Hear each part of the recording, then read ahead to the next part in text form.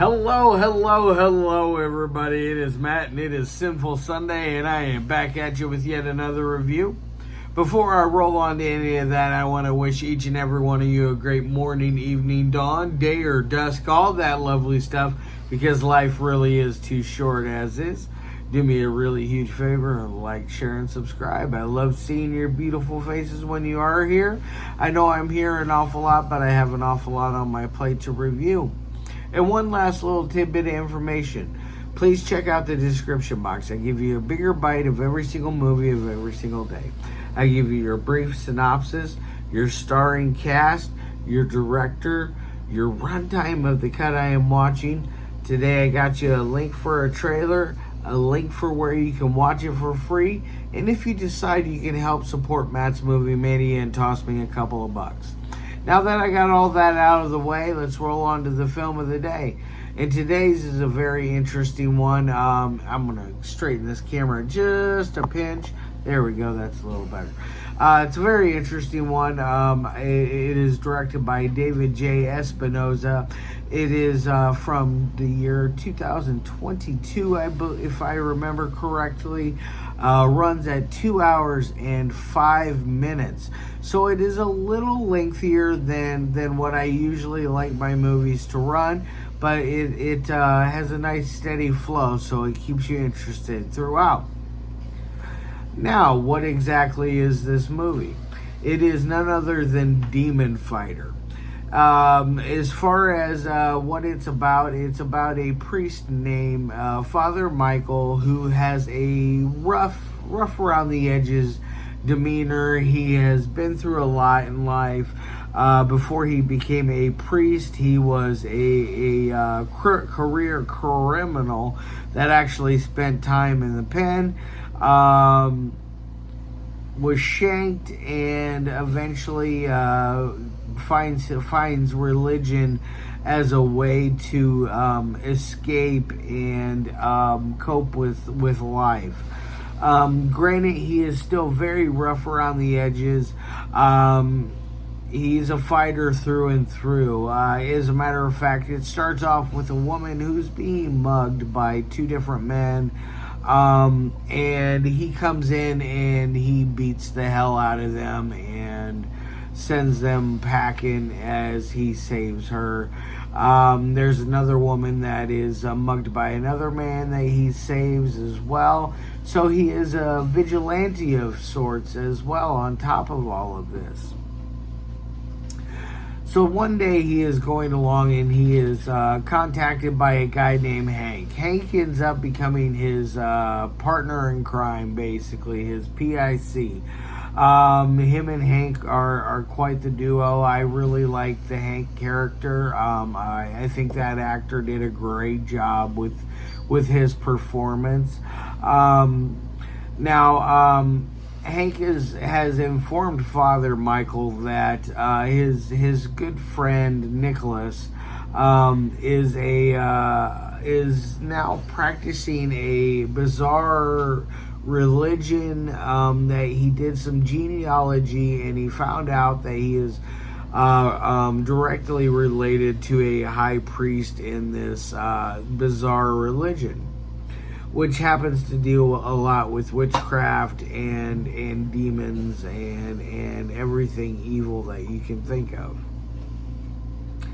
So he is practicing these ceremonies where he is involving his wife, his son, and his daughter. His daughter is very reluctant and into trying these practices because he is pushing not only the fact for her to stay abstinent from her boyfriend, which I do understand that, teenagers don't need to be running around having sex and stuff, because that's how babies happen at young ages.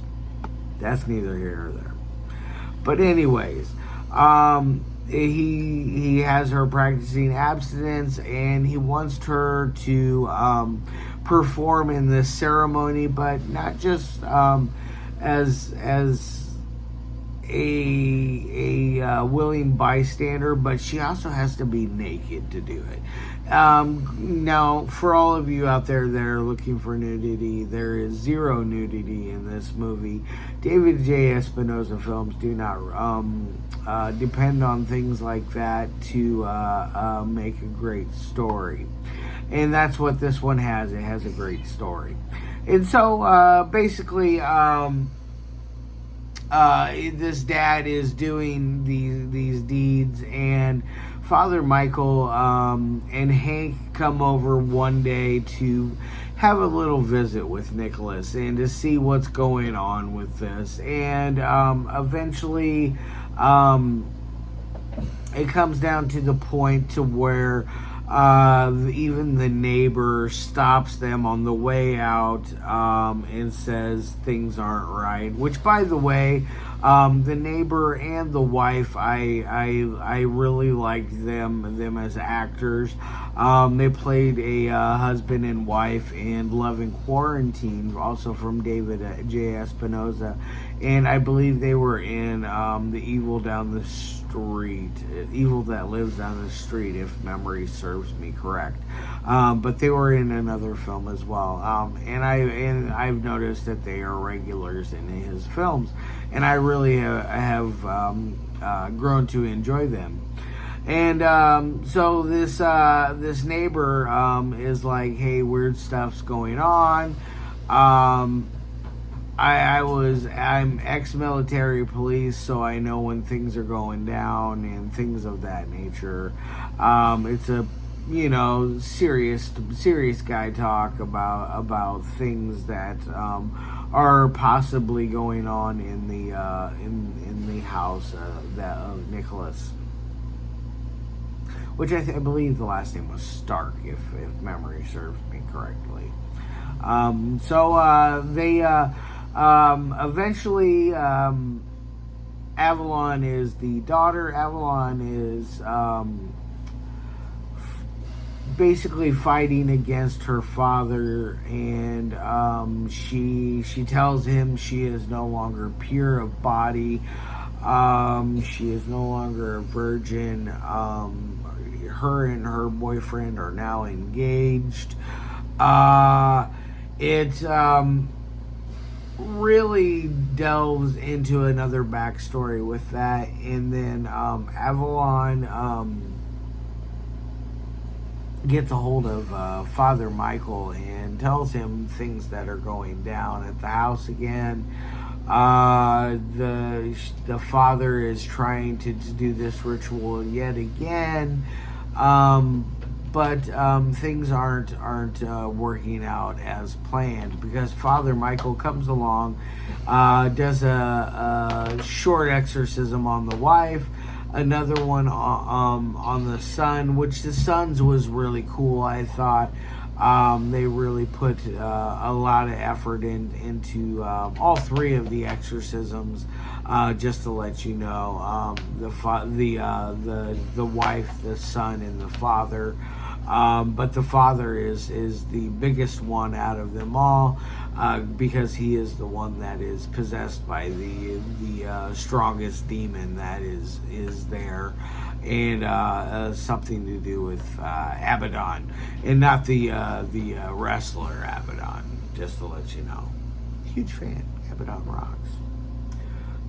Anyways, now on to the three things that I love my movies. To me, first thing is audio. As I like to say, it's crisp, cool, and clean. There is no weird bumps in the audio. There's no outside static or interference due to a pesky neighbor mowing the lawn, wind, or any other outside interferences.